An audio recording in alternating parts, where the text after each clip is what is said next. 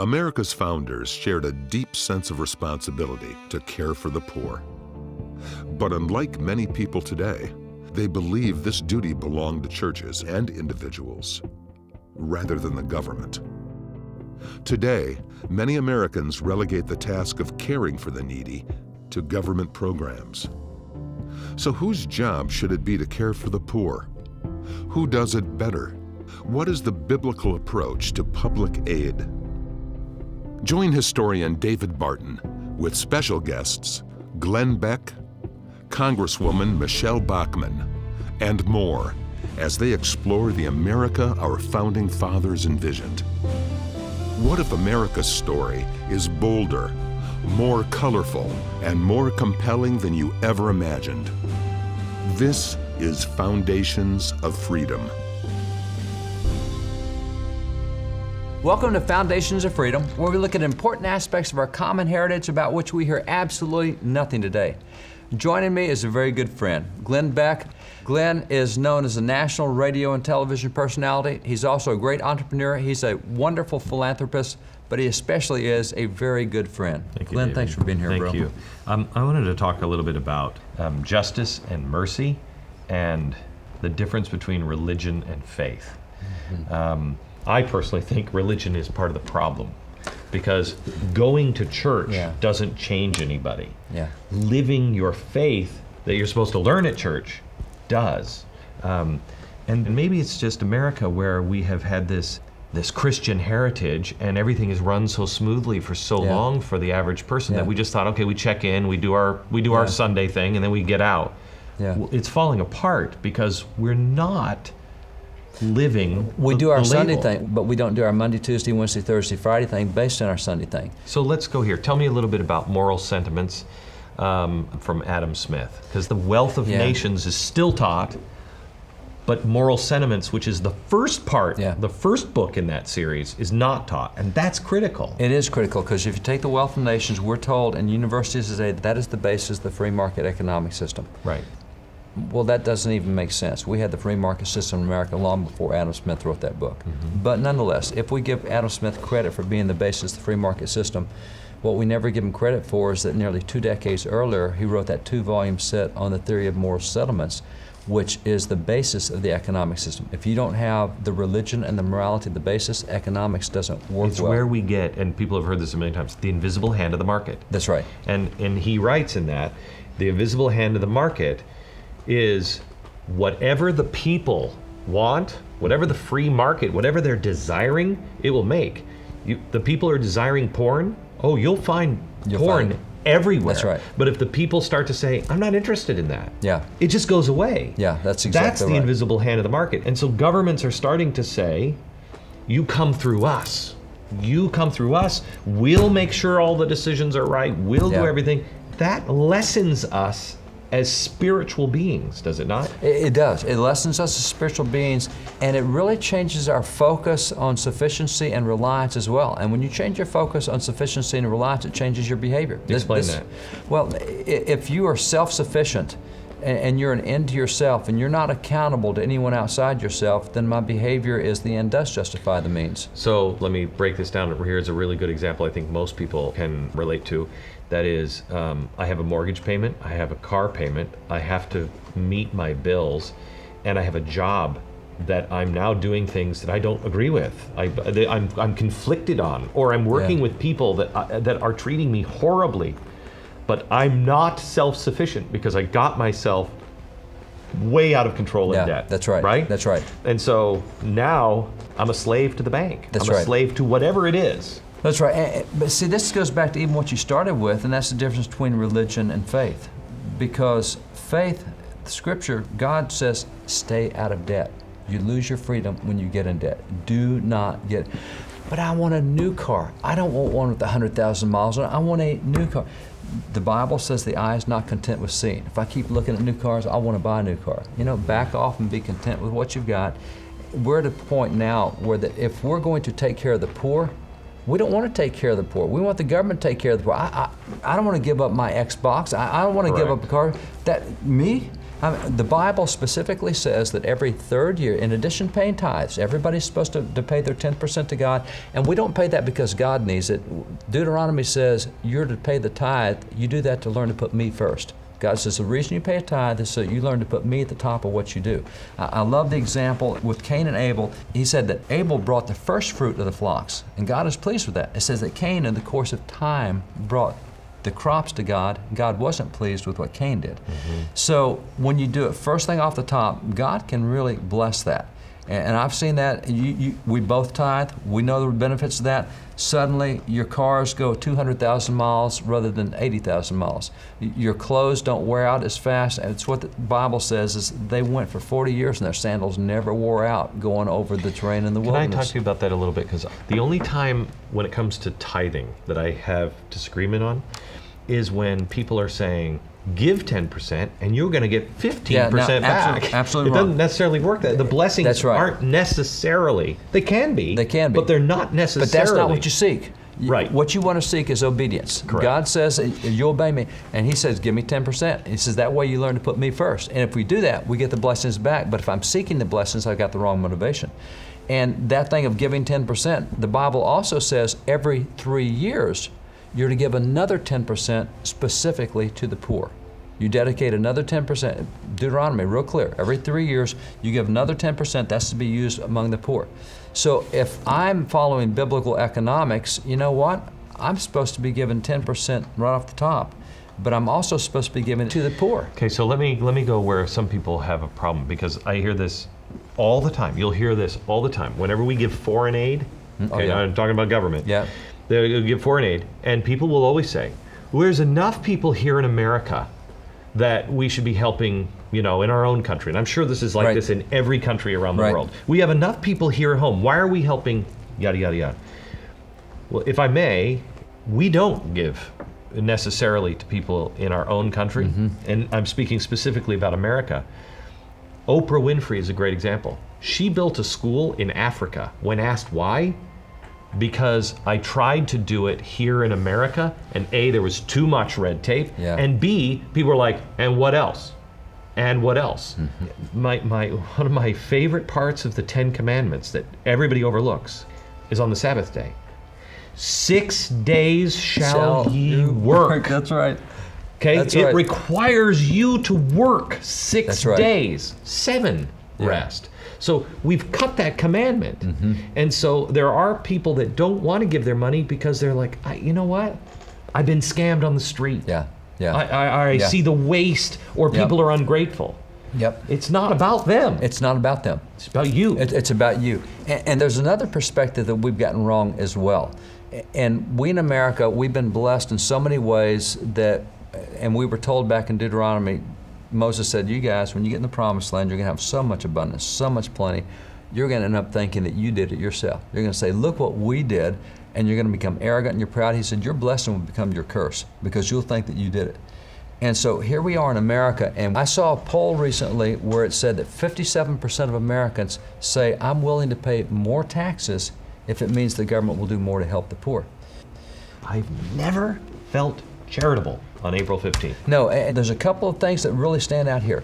The way God dealt with poverty in the Bible was, He said the priest is to go into the home, and the priest is to say, you know what, you look like you need help for about 2 months. I know it's really tough now. We'll help you with 70% of what you need for 2 months. And it was to be done locally, and it was to be done temporarily. And I love, Thomas Jefferson has a great quote here. Thomas Jefferson says, I deem it the duty of every man to devote a certain portion of his income for charitable purposes, and that it is his further duty to see that it is applied as to do the most good of which is capable. I had a bishop. I learned 2 things from this bishop. I was up in New Canaan, which is a town, 95% Wall Street guys. This guy was a Goldman Sachs guy in the day. And 2 things happened to me. One, I found myself suddenly with money. I grew up poor, and I didn't know how to give to charity. And I suddenly found myself with some money, and I said, how do I be responsible? And he said, you have to look at people as investments. And he said, I know that sounds really cold, and a lot of people, I've said this before, and people are like, well, that's outrageous, but I think it's good. who can you give your hard-earned money to that's going to get it closest to the person in need? That's right. And who That's right. that person has the chance of really affecting others and snowball. That's you right. know what I mean? That's right. That's why it's offensive to me. The government, 60% is just wasted. It's wasted. Wasted. And it's actually 70%. When you give $1 to the government for the poor, only 30 cents gets to the poor. that's outrageous. That's outrageous. And that's the kind of stuff I think the Lord will look at us and say, excuse me, what did you do? That is your money that you took your time. You were a steward of my money. Yeah. You took my money Yes. and you wasted 70% of it. Correct. And I love the rest of Jefferson's quote here. He says, I have this duty not only to give to the poor, he says, this I believe to be best ensured by keeping within the circle of his own inquiry and subject to the stress to whom his relief and contribution be applied. I need to know the situation. When I sent it to D.C. and they sent it to California or Florida, it's not the circle of my... closest to you. The closest to you. You take care of those around you, and if every community does that, and this is going back to the thing about 70%. If you give $1 to charity, and 60 cents out of the dollar doesn't reach the target, don't give to the charity.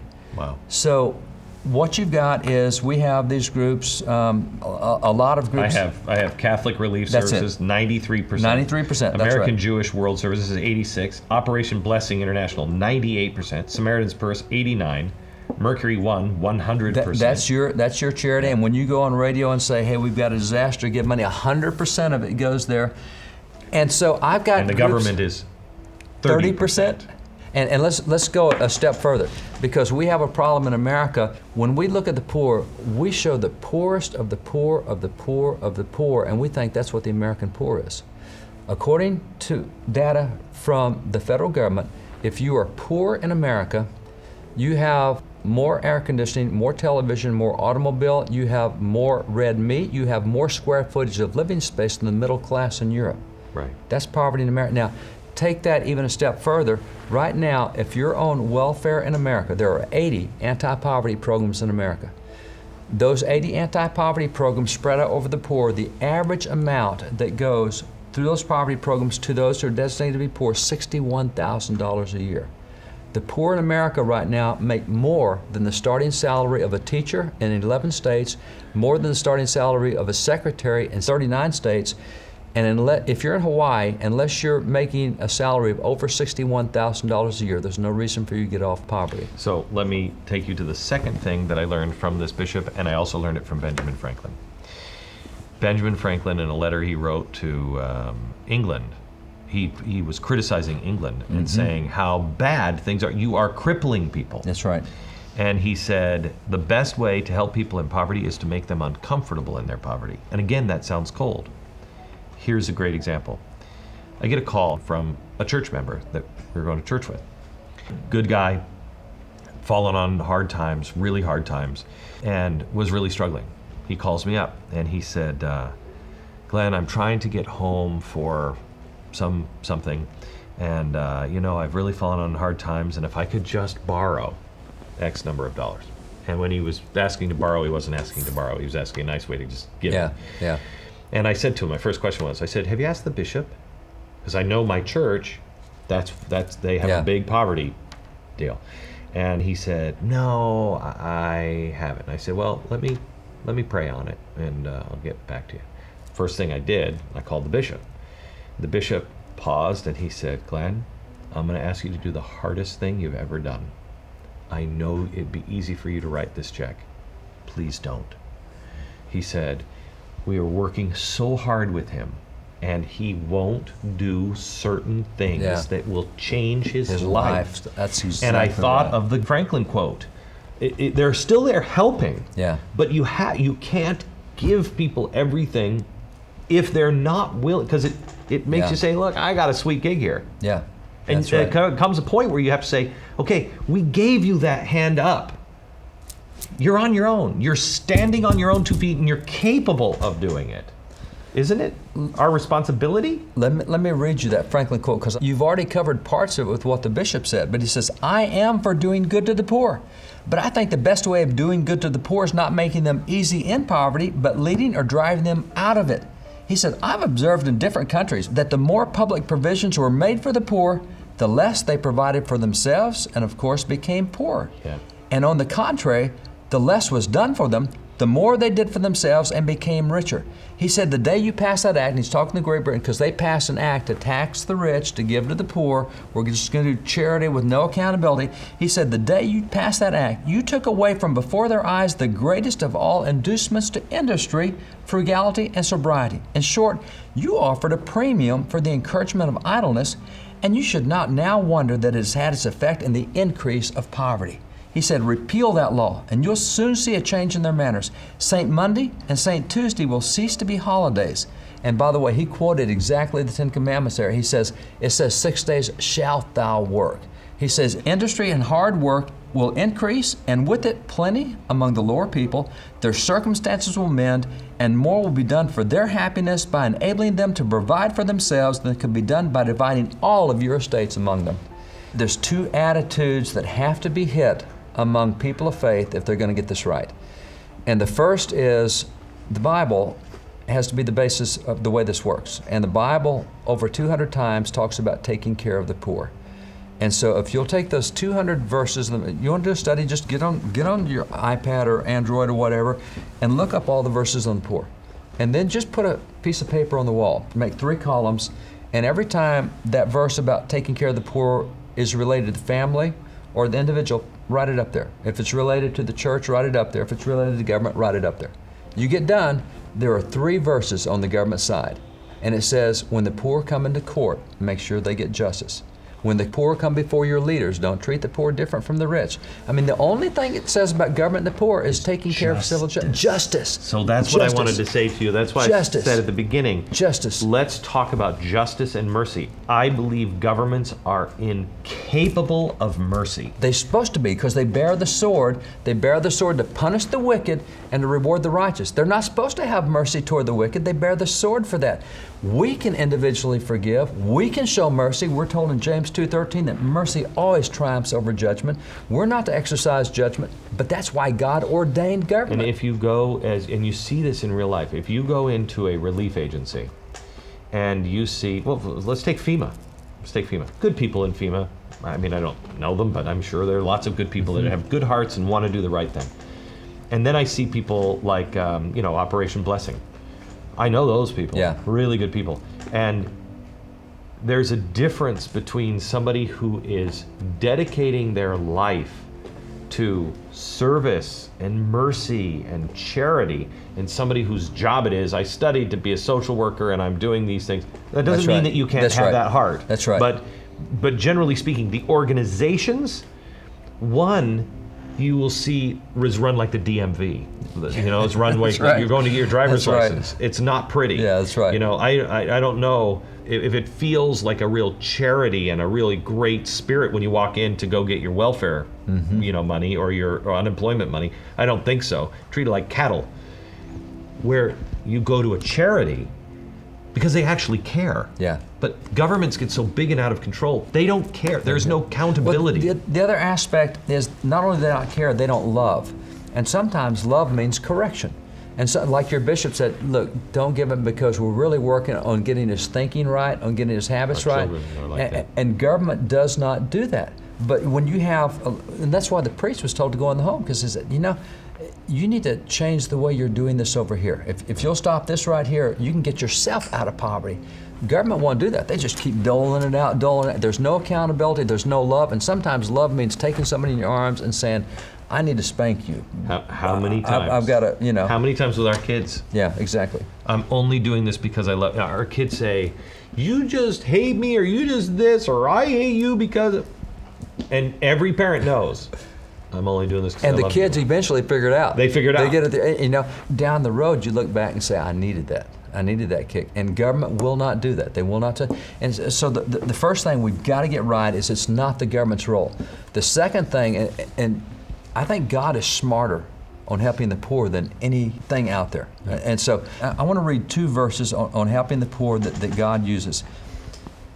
He's talking to business owners, and this is what and they're agricultural guys, they're on their stuff. He says, when you reap your harvest in your field and you forget a sheaf in the field, Don't go back and get it. It'll be for the stranger, the fatherless, and the widow, that the Lord your God may bless you in all the works of your hands. And when you beat the olive trees, you shall not go over the boughs again. It shall be for the stranger, the fatherless, and the widow.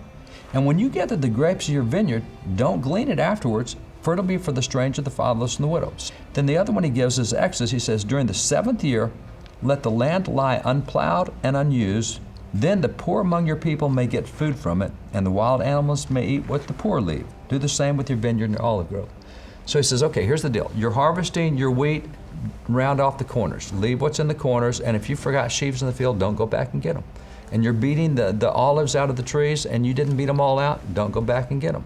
And you're picking the vines off the vineyard, and you miss some clusters, don't go back and get them. And what hit the ground, you leave it on the ground. Poor get it.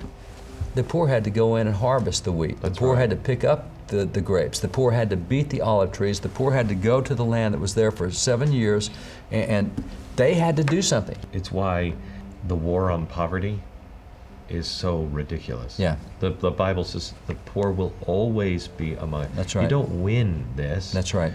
You find the best way to pull the most people out, but they've got to want to get out. It's like alcoholism. You can't save an alcoholic. He's got to want to save. He's got to want to get so down. They'll all ask you, I'm an alcoholic, I know. They'll all ask you if I could just have just 10 more bucks, if I could just have $100, if I could just have more time, I'll figure this out. No, no, you haven't been broken yet enough to say, I'm going out.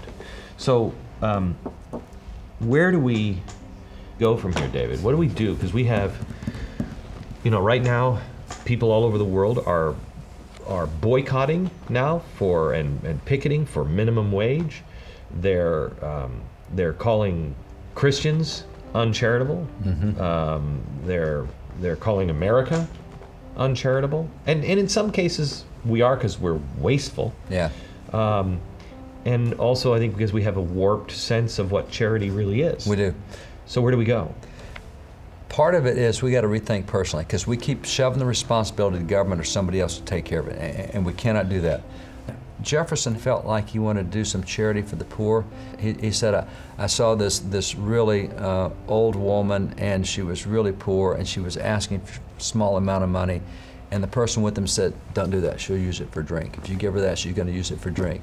He said, so I listened to you, and I didn't give it, but I felt guilty about it. I went to her afterwards and said, if I gave you that money, what were you going to do with it? She said, well, I'm trying to put my child in school. I need money to put my child. He said, I gave her the money, because it wasn't for drink. And so he saw that. And another time he was in his carriage, and he saw a military veteran walking down the road with all of his possessions on his back. And when he started to stop and pick the guy up in his carriage and take him to where he wanted to go, the friend with him said, there's veterans everywhere. You do this, you'll always be picking people up. You'll never get away from this. And he said, so I went on, and my conscience struck me, and I turned the carriage around and went back to look for him. He said, and I couldn't find him. He turned off in a byway. He said, to this day, my conscience. And we've got to take personal responsibility. I was walking down the street one day in New York. I just moved to New York, and there are scam artists everywhere in New York. You bet. And there was this woman who was sitting right next to Tiffany's on Fifth Avenue. I'm walking down the street, going to work, and here she is, and she was in a bad way, and she was down on the ground, and she was just all curled up, and I stopped, and I got down on my hands and knees, and I talked to her, and I said, how can I help you? How can I help you? And I said, can I get you to a hospital? How can I help you in any way? And my friends were standing back going, Glenn, come on, come on. And I found them so callous and cold-hearted, quite honestly. I put money in the cup. She was just kind of, unresponsive.